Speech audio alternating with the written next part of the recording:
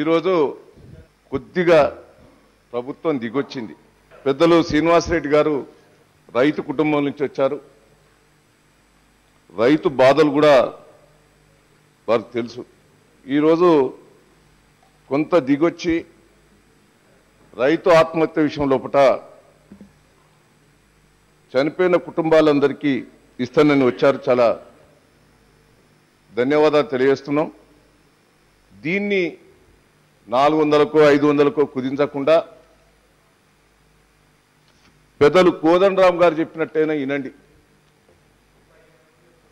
ఆఖరికి ఎన్సీఆర్బి ఇంతకుముందు జీవన్ రెడ్డి గారు చెప్పినట్టు 1400 కుటుంబాలు చనిపోయాయి. దాన్ని కోత పెట్టకుండా అందరికి ఇప్పించేటట్టు చేయాలనేది. రుణమాఫీది కూడా కొంత ప్రభుత్వం ముందుకొచ్చాది. ఆ రుణమాఫీ కూడా మొత్తం కూడా వర్తించేటట్టు ఒక్కటేసారి వర్తించినట్టు చేస్తే బాగుంటుందనేది సూచన. కరువు మండలాల గురించి కూడా ఈ రాష్ట్ర ప్రభుత్వం ఎందుకో కొంత పిస్టేజ్గా పోతున్నదని అర్థమవుతున్నది. ఎందుకంటే మేము కేంద్ర ప్రభుత్వానికి గతంలో అగ్రికల్చర్ మినిస్టర్ గారు కలవటం జరిగింది. రాష్ట్ర ప్రభుత్వం నుంచి ఒక్క రిపోర్ట్ కూడా మా దగ్గరికి వస్తలేదు. అన్ని రాష్ట్రాలు కరువు కిందనో వరదల కిందనో రిపోర్ట్లు వస్తున్నాయి, కానీ తెలంగాణ ప్రభుత్వం నుంచి కరువు కానీ నష్టపరిహారం గురించి కానీ వరదల గురించి కానీ ఒక్క రిపోర్ట్ కూడా తెలంగాణ ప్రభుత్వం పంపిస్తలేరు అని పదే పదే అగ్రికల్చర్ మినిస్టర్ గారు మాకు చెప్పడం జరిగింది.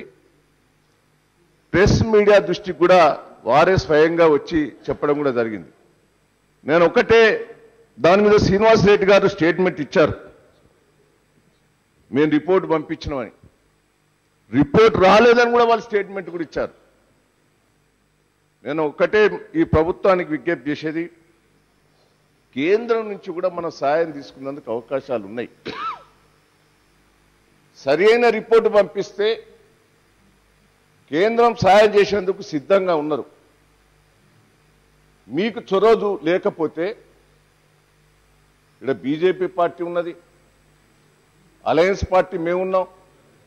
కేంద్రం మీద ఒత్తిడి తెచ్చి ఈ రాష్ట్రానికి ఆదుకున్నందుకు మేము సిద్ధపడతామని కూడా ఈ సందర్భంగా మీకు తెలియజేస్తున్నాం.